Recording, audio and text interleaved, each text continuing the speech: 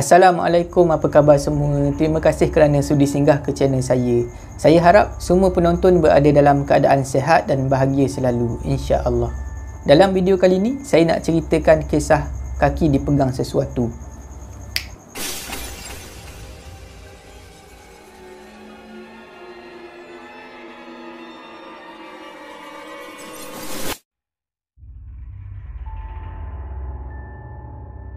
Kisah ni berlaku di negara barat. Berlaku kepada seorang lelaki yang bernama Thomas dan juga sepupu dia yang bernama Rudy. Perkara ni bermula apabila Rudy baru saja balik daripada satu trip percutian di beberapa buah negara di sekitar Asia. Bila Rudy dah habis bercuti tu, balik semula ke negara dia, kaki dia mula sakit. Kedua-dua kaki dia mula sakit. Kesakitan yang Rudy alami ni makin lama makin teruk. Kedua-dua belah kaki dia tu asalnya boleh berjalan macam biasa, tapi lama kelamaan dia dah tak boleh berjalan macam orang normal.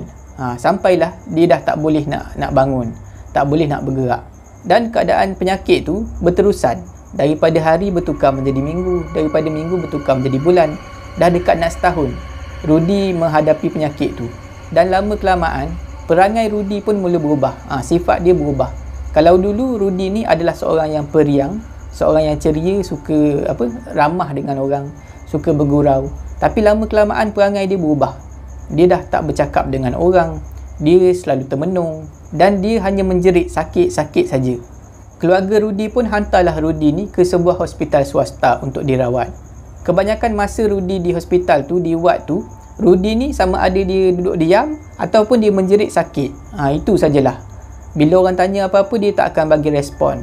Bila doktor datang nak cek dia, tanya macam mana keadaan hari ni, kaki awak ni dulu mula-mula sakit tu ada jatuh ke ataupun pernah aksiden berlanggar apa-apa ke, Rudy memang tak akan respon, tak akan bercakap. Dia sama ada akan senyap aja ataupun dia menjerit sakit. Bila dah macam tu, pihak hospital pun bermasalah lah nak tentukan penyakit dia tu. Sebab bila dah ambil darah semua, dah x-ray, dah scan semua, memang dia orang tak jumpa apa-apa pun masalah. Seolah-olah macam kaki Rudy ni tak sakit. Jadi satu-satunya cara nak tahu penyakit tu penyakit apa adalah dengan bertanya kepada Rudy. Tapi bila doktor berkomunikasi dengan dia, tanya dia, Rudy tak bagi respon, tak jawab soalan. Jadi susahlah nak bagi ubat apa, tak boleh lah. Pada satu hari, sepupu Rudy yang bernama Thomas datang untuk melawat. Thomas dan Rudy ni memang rapat lah daripada kecil lagi. Dan Thomas ni memang selalu datang melawat. Bila Thomas datang, Thomas bercakaplah dengan doktor yang in charge Rudy ni. Maknanya doktor yang bertanggungjawab untuk merawat Rudy lah. Thomas pun tanyalah doktor tu, macam mana keadaan Rudy hari ni? Ada apa-apa perubahan tak? Doktor tu pun jawablah, memang tak ada apa-apa perubahan. Keadaan dia sama aja. Dia sama ada dia senyap, termenung ataupun dia menjerit sakit-sakit macam tu. Jadi kami pun dah buntu, tak tahu nak buat apa. Lepas tu Thomas tanyalah doktor tu, ada tak apa-apa yang saya boleh bantu untuk merawat si Rudy ni? Sebab saya memang dah kesian sangat tengok dia, sampai tak boleh nak berjalan, tak boleh nak bangun macam tu. Lepas tu doktor tu bagilah cadangan, macam ni, awak kena banyak bercakap dengan dia. Sebab kalau kami yang dia tak kenal ni, kami doktor, jururawat ni, kalau bercakap dengan dia memang dia tak respon. Jadi awak cuba bercakap dengan dia, mana tahu kalau dia boleh bagi apa-apa informasi punca penyakit dia tu, senang untuk kami rawat. Thomas pun pergilah dekat katil Rudy. Masa tu Rudy ni dia tengah duduk dan memandang ke arah luar tingkap hospital tu. Thomas pun mulalah bercakap dengan Rudy.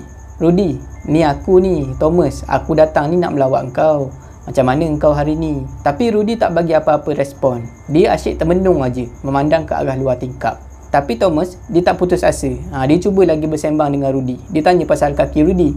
Macam mana dengan kaki engkau hari ni? Dah makin elok ke? Masa tu Rudy mula respon. Daripada pandang tingkap, dia pandang ke arah muka si Thomas ni. Mata dia memandang tepat ke mata Thomas. Dan Rudy mula bercakap, aku dah tak boleh bergerak. Lepas tu dia ulang lagi 2-3 kali, aku dah tak boleh nak bergerak. Lepas tu Thomas ni bagi tahulah Rudy, tak apalah, nanti lama-lama boleh lah tu. Lepas tu Rudy ni dia macam menjerit. Dia macam marah. Dia bagi tahu, aku dah tak boleh nak bergerak. Tapi dia cakap dalam keadaan yang marah, macam menjerit macam tu. Jadi pada masa tu Thomas ni dia macam takut lah. Sebab dia kenal Rudy ni dah lama daripada kecil. Dia rapat dengan Rudy. Rudy tak macam tu. Rudy ni seolah-olah dah jadi macam orang gila. Jadi Thomas ni dia rasa macam agak takut lah. Bila Thomas tengok keadaan Rudy macam tu, dia pun cakap lah, Rudy, engkau kena bertenang, engkau kena relax. Tapi keadaan Rudy ni makin teruk. Dia menjerit-jerit, meronta-ronta macam orang gila. Kalau lalu dekat luar ward pun boleh dengar suara dia tu. Pada masa tu Thomas nampak ada seorang nurse ni masuk dalam keadaan yang bergegas lah, masuk dalam bilik Rudy tu. Nurse tu bagi satu suntikan dekat Rudy. Thomas tanyalah nurse tu, ubat apa tu? Nurse tu pun jawab, ini ubat penenang, saya bagi dia ubat penenang. Tak lama lepas tu barulah si Rudy ni okey, dah tak ada lagi menjerit-jerit marah-marah. Bila Thomas tengok keadaan Rudy ni macam dah tenang sikit, dia pun nak cuba lagi. Nak cuba tanya si Rudy ni, Rudy, engkau kena bagi tahu aku, engkau buat apa masa pergi ke Asia dulu, masa engkau pergi bercuti dekat Asia dulu. Pada masa itulah Rudy ni cerita apa sebenarnya yang terjadi dekat dia. Rudy mula bercakap. Rudy sebut satu perkataan je, surat.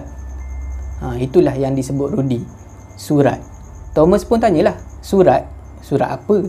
Lepas tu Rudy bercakap lagi, aku sepatutnya tak baca surat tu. Aku menyesal baca surat tu. Thomas, engkau tolonglah jaga anak dan juga isteri aku. Aku ni memang tak akan sembuh sampai bila-bila. Bila Rudy cakap macam tu, lagilah Thomas ni rasa pelik. Thomas pun tanya, apa yang kau cakap ni? Lepas tu Rudy pun bercakap lagi, aku memang tak akan sembuh dah. Benda ni memang tak akan lepaskan aku. Bila dengar macam tu, Thomas ni tanya lagi Rudy, Benda apa? Apa yang tak lepaskan kau tu? Lepas Thomas tanya macam tu, Rudy ni jadi macam nak mengamuk. Dia menjerit sambil pukul-pukul kaki dia, kedua-dua belah kaki dia, guna tangan dia. Pada masa tu doktor pun datanglah dekat Thomas. Doktor cakaplah dekat Thomas, kalau boleh bagi Rudy ni rehat dulu. Kalau awak nak bercakap lagi dengan Rudy, esok waktu melawat awak datang lagi dekat sini. Thomas pun keluarlah daripada hospital tu dan balik ke rumah. Bila Thomas dah sampai dekat rumah dia, Thomas ni asyik terfikir apa yang Rudy cakap tadi. Rudy cakap pasal surat dan juga cakap pasal benda yang tak nak lepaskan dia. Makin lama rasa ingin tahu tu makin menebal dalam hati Thomas. Jadi keesokan harinya, Thomas ni pergilah ke rumah Rudy. Di rumah Rudy ada isteri Rudy dan juga anak-anak dia. Thomas pun mintalah kebenaran dengan isteri Rudy ni untuk nak siasat lah. Minta isteri Rudy tunjuk apa barang-barang yang Rudy pernah bawa dulu masa pergi bercuti di Asia. Jadi isteri Rudy bawalah Thomas masuk ke dalam rumah, masuk ke dalam bilik dan tunjukkan dekat dia beg mana yang dulu Rudy bawa untuk pergi bercuti di Asia. Bila Thomas periksa isi beg tu, Thomas jumpalah surat tu. Thomas ambil surat tu dan tunjuk dekat isteri Rudy. Tapi dia tak bagi isteri Rudy ni sentuh surat tu. Thomas ceritalah dekat isteri Rudy, tadi dia pergi melawat Rudy. Rudy cakap punca penyakit dia tu adalah surat ni. Katanya surat ni seolah-olah macam disumpah.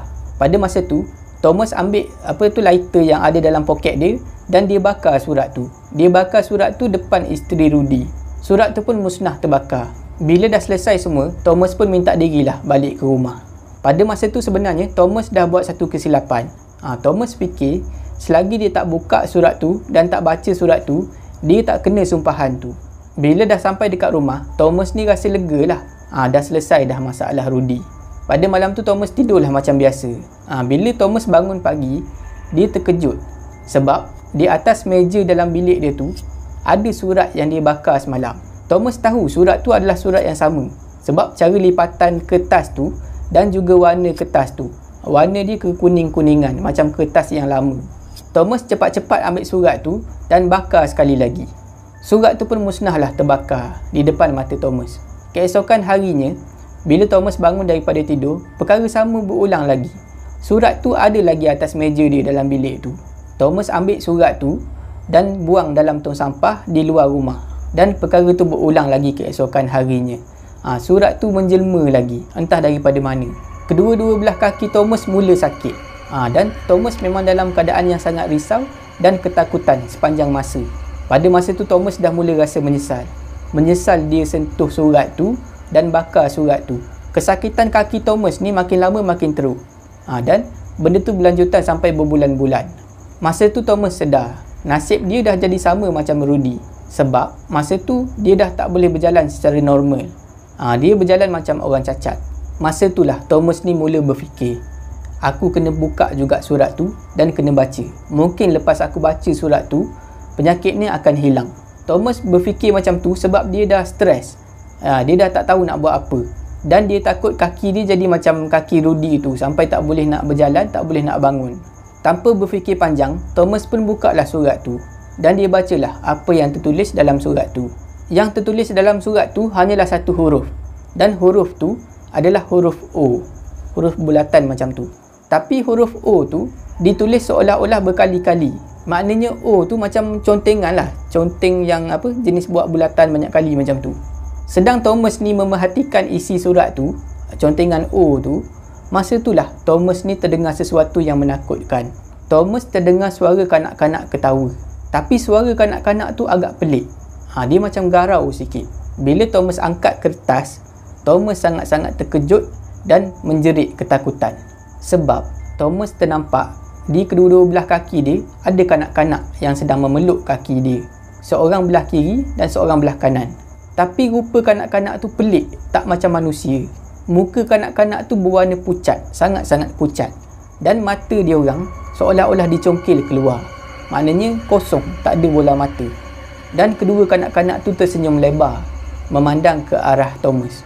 Bila Thomas menjerit ketakutan, kedua kanak-kanak tadi makin kuat ketawa. Seolah-olah dua kanak-kanak ni suka tengok Thomas ni dalam keadaan sakit dan takut. Tak lama lepas tu, Thomas pula dirawat di hospital sebab sakit kaki dia tu. Dan keadaan dia pun sama macam Rudy. Pihak hospital tak dapat kesan penyakit apa sebenarnya yang menimpa diri dia tu, diri Thomas tu. Masa Thomas tulis kisah ni, dia masih lagi berfikiran waras. Dan dia risaulah, makin hari makin risau kalau dia menjadi gila. Sebab dia sepanjang masa ternampak kanak-kanak yang tak ada mata tu, yang muka pucat tu, peluk kaki dia dan tak pernah lepas. Setakat tu sajalah video saya pada kali ini. Saya harap semua penonton terhibur. Jika anda suka dengan video ni, jangan lupa like, share dan komen video ni. Jangan lupa subscribe dan tekan butang loceng untuk dapatkan notifikasi video saya yang seterusnya.